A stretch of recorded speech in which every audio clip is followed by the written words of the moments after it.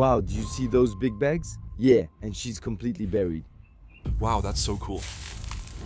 Ah, that's incredible. Dude, come over here. This car is insane. Here, radioactivity is about 25 times higher than normal. In this video, we're going back to Fukushima, Japan, a region frozen in time since the chaos of 2011. Fukushima, Fukushima, Fukushima, Fukushima, when a devastating earthquake triggered an unprecedented tsunami. And here, thousands of houses were abandoned, swallowed by an invisible threat, radioactivity. And today, we're going deep into the heart of this forbidden zone for an extraordinary mission, to find what might be the most radioactive cars in the world. But exploring in Fukushima isn't just an adventure, it's a dangerous game, because here, setting foot in the red zone means risking up to 93 days in prison and a lifetime ban from Japan. Hello everyone, it's Gabriel in quarantine. And Gabriel in quarantine, and today we're here for a rather special video. As you can see, we're in Fukushima, one of the most radioactive areas on the planet. And today we're going to find the most radioactive cars. Cars that were forgotten in every corner of the city and that have been stored in a single place, where we're going to find dozens and dozens of cars, including a very special vehicle. Today we have a special new gadget. We got walkie-talkies from Autodoc, so I'll open them now. I've wanted to open these for a while. Okay. With camouflage on top of that. Very nice. Autodoc, what is it? You know, as soon as a car part breaks, it can absolutely ruin all your plans. But when you manage to fix it easily and quickly, it immediately becomes a great story. That's why today, we wanted to talk to you about Autodoc. It's a website and an app that sells pretty much every type of spare part for your car, truck, and even your motorcycle. With nearly 8 million products, including very rare and hard to find parts. It's not just millions of products. Everything is made easy so you can find the solution to your problem in just a few minutes, like with the smart search for your car. And above all, even if you have a rare or collector's car, they definitely have parts for you. We think the app is really easy to use, and on top of that, the delivery of the parts is super fast, no matter where you live. And it's easy to see why Autodoc is the #1 online site for car parts in Europe. And of course, you can guess that if we're talking about Autodoc today, it's because we have a little gift for you. With our code GABIECOCO, you get 5% off your order, whether your car is running perfectly right now or it needs a new part. So, download the Autodoc app now using the link in the description. That way, you'll never have any problems again. Alright, it's time to check out these radioactive cars. I don't think anyone here is prepared for what we'll find. We're going straight into a radioactive forest to discover dozens and dozens of abandoned cars. It's going to be absolutely crazy, but also pretty dangerous. That's why the walkie-talkies are going to be really useful. Ready to go? Let's go. Let's go. Do you copy me? Hello? I'm talking to the police, not to you. March 11, 2011 at 2:46 p.m. a magnitude 9 earthquake struck the northeast coast of Japan. A few minutes later, a gigantic tsunami with waves nearly 15 meters high hit the region. In Fukushima, the water flooded the nuclear power plant, causing one of the worst nuclear disasters in history.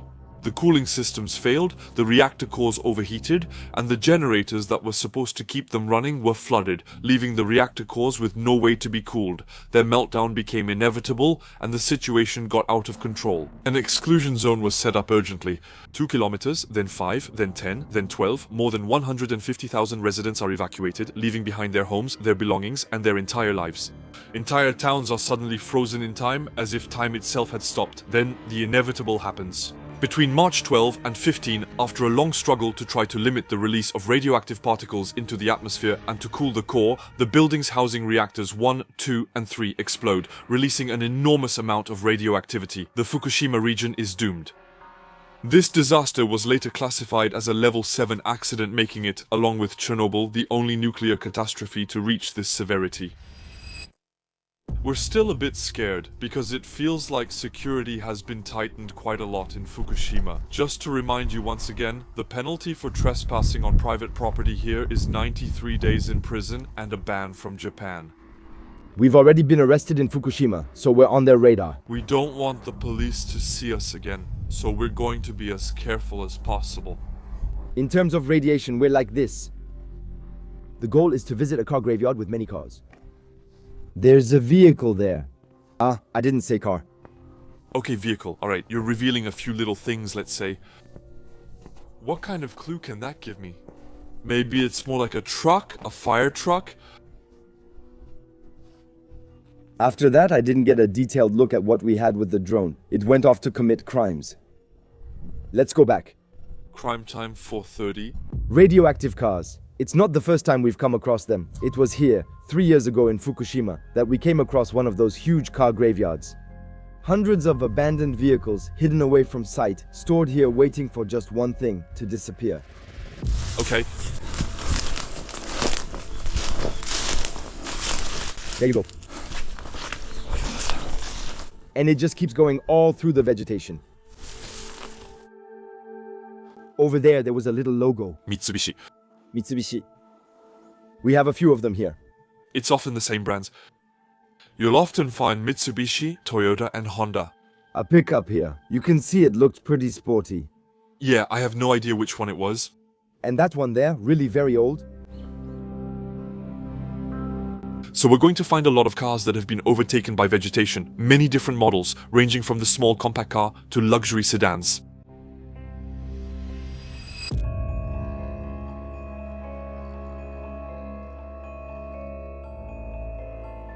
And the radiation levels are going up. Oh yeah? 0.8. 0.9. We saw it earlier, the car that passed by there. We still need to be careful. By the side of the road, it's actually a pain. Oh. Is it over there? Yeah, all the vehicles are here. Ah, some of them look pretty new though. I think some of them were in garages and were taken out of the garages. It's basically a warehouse for radioactive vehicles.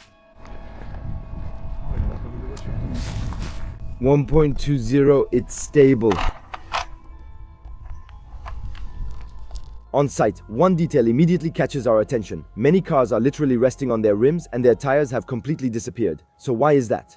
It could be that in certain areas, parts were removed to be processed separately, especially if they are less contaminated or easier to destroy. But there's also a simpler explanation: time.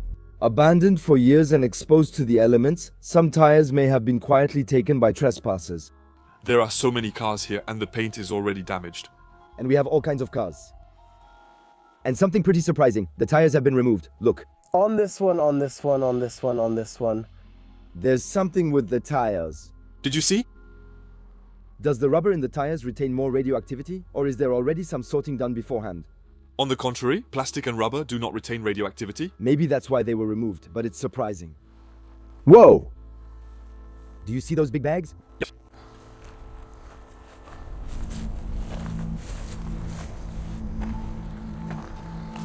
We stay at 1. Nothing dramatic. I think the vehicles are in really great condition. They're locked. She's in great condition. Oh yeah? Oh, absolutely perfect. Oh, that's incredible. It's clinically clean, you know? Personal belongings remain inside. Let's avoid breathing the air inside the cars. I think 1.7, 1.8. Are you putting the meter inside?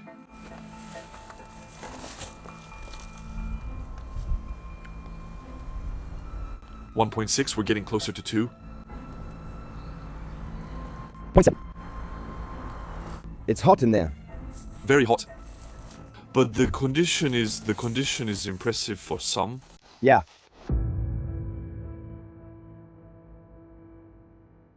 But over there, what kind of vehicles do we have? There's a Volvo.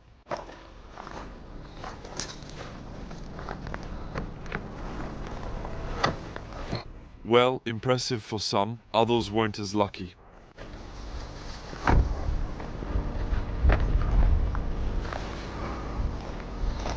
There's the same one, the same logo, well, the same sign.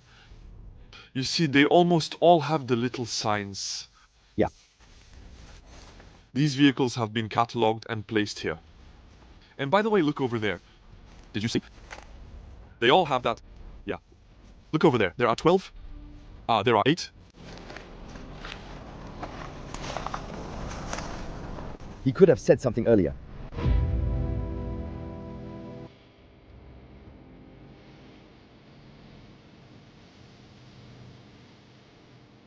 Why was this truck abandoned?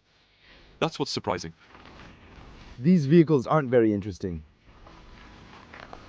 Imagine these vehicles transported radioactive soil from Fukushima. Oh, that wouldn't be crazy. This one is really new. It's really recent. The tires are still in good condition. 1.3, 1.2, it always takes 10 seconds to kick in when you want to calculate something. There are going to be a lot of waste in it. Pretty enclosed space. Here, we're not in an area like the others. The level of radioactivity is 75 times higher than normal. But then, why are the cars more radioactive than normal? Well, they collect everything. Dust, leaves, mud, and radioactive particles. That's where the real health risk is. That's why the authorities moved the cars to these open-air cemeteries to concentrate everything in one place. In theory, with exposure at 75 times the normal level, the health risks are low. And that's true even though radiation can damage cells, increase the risk of cancer, and cause long-term disorders. But the real danger here isn't the ambient radiation. It's mainly the radioactive particles that have accumulated on the cars, because if they become airborne again and we breathe them in, then the risk becomes internal. And so it's more problematic, as particles in our lungs would emit radioactivity for a long time. 2.30, 2.40, it really is radioactive. We're stabilizing at around 3. That's fine. So basically right now, we have radioactivity that's about 25 times higher than normal. These are not dangerous doses at all, just to be clear. We're not putting ourselves in danger to make this video. But still, it's radioactive. There's a Subaru here. That's nice. The specialty of Subarus is their big exhaust pipe. We're still steady with 2 people. Maybe on the other side. When the side mirror is folded in, it usually means the car is locked.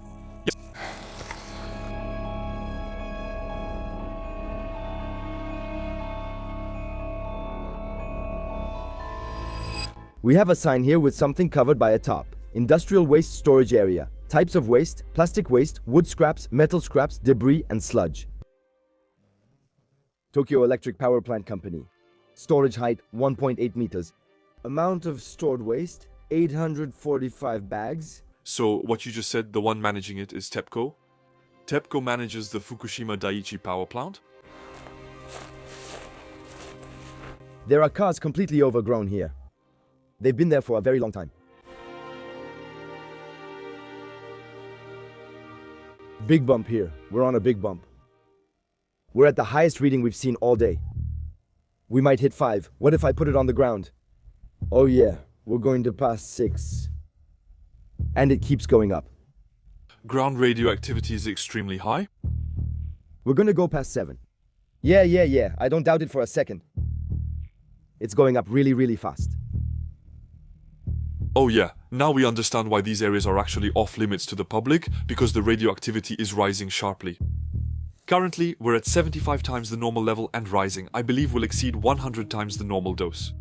It's rising faster and faster. We're about to go past 9 soon. You can see it's more radioactive here than the vehicles we saw earlier. They look older. They're under the vegetation. I think these vehicles were parked here and remained. Whereas over there, those are probably vehicles that were probably taken out of garages. Yeah, that one moved, yeah. We're stabilizing at 0.8. That's a record so far.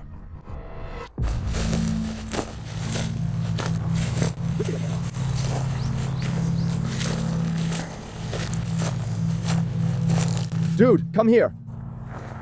What a bastard of a car. Subaru with carbon fiber here. Air intake for the engine. First car, a Subaru Forester, probably an STI version. An SUV prepared for performance, boxer engine, turbo, all-wheel drive, equally at home on the road and on rough terrain. At the time, this beast could reach around 220 kilometers an hour with solid acceleration for its size. And today, it is completely abandoned, with its tires missing, its mechanical condition uncertain, a vehicle that was made to move but is now completely stopped, forever. Oh yeah! Excellent, huh? Ah, that's a nice JDM car for sure. I think she's mean. Is it open or not?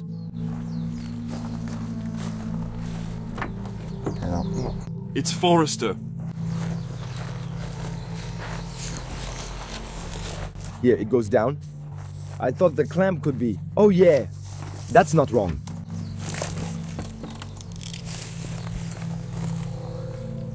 It's rising, huh? She's really beautiful, huh? She's really stylish, huh? Especially when you film her from a low angle and look at her. She has an aura. It just doesn't stop. That's really the thing here. All the cars you find here are highly radioactive. Not highly, no, but they are radioactive. It's more than the others, you know. Alright, we'll go up and move quickly. Ah, and now we understand why they're all stored in the same place. And they'll probably end up being crushed or scrapped, right? Yeah. Those guys, but they don't know where yet. Clearly, it's not their priority. And we stabilized at 8. 8 microsieverts per hour. 75 times normal. See. Sorry.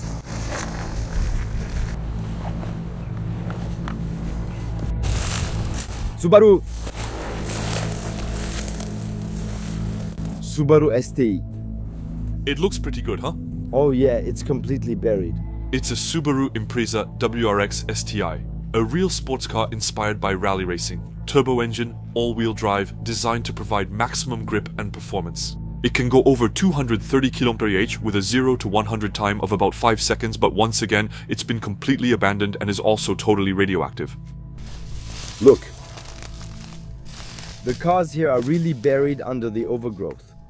Trees that have had time to grow all around. ST7. There are model enthusiasts. Look, there are still many personal belongings here. We see cigarettes, clothes, a Nike cap, and we're at 4 here.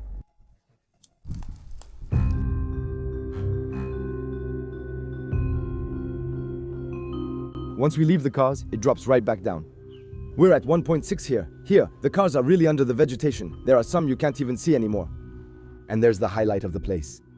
A fire truck right there. We'll be able to measure them. That one is going to be very interesting. You can't see the cars on the left anymore. And there, the fire truck. Imagine if one of the trucks that was used during the disaster was here. We find that this isn't a typical Japanese fire truck. It's a third-generation Isuzu Forward, a model from the 80s or 90s but with a very rare configuration, because look closely at the logo. This white stripe and this logo, they're unmistakable. It belonged to the US Navy. It's a unique combination, ultra-reliable Japanese engineering with firefighting equipment that meets American standards. A real monster with a huge water pump. Back then, it was supposed to protect American naval bases in Japan, like the one in Yokosuka. But then, how did it end up here? It was probably sent as reinforcement during Operation Tomodachi, right after the 2011 tsunami. It must have been used to pump radioactive water or to operate in ultra-critical zones. As a result, it became too contaminated by radiation. Since it was too dangerous to use, it was left here to be overtaken by nature. Japan. That one is impressive. It's magnificent. And it's not that radioactive. We're at 0.4, all the better for us. You might say 4.6, 4.7. Maybe I'll talk fast. I would have liked to open it. It's very beautiful. It's still magnificent. There's an absolutely gigantic Ford. A Ford Excursion. It's getting complicated to get around. Yes. Wow, that's an American vehicle. It's gigantic. It's locked, unfortunately. Did you see that, man? The vegetation on the antenna. Wow, that's so cool. How much here? 3.25. Now that's a fast car. Look at the side skirt. That. Giro. I don't even know the brand. I don't know the brand either. But it looks aggressive. The side skirt is beautiful. It's at 6.22 right now.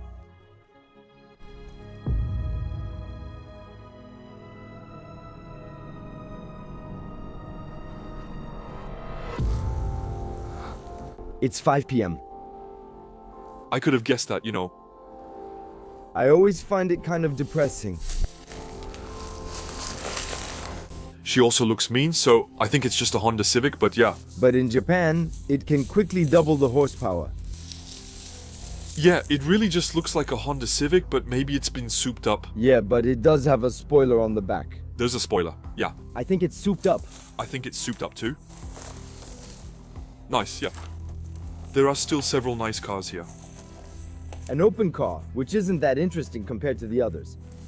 But we can still check what condition the interior is in. It's really hot in there. I can imagine, yeah. Especially with my coat on, you know? 2 bell peppers. It's less radioactive than outside. That's surprising. Outside, it's more like 3.0 actually. It's going up a little bit. Can you feel the heat coming out? We're actually going to reach 3.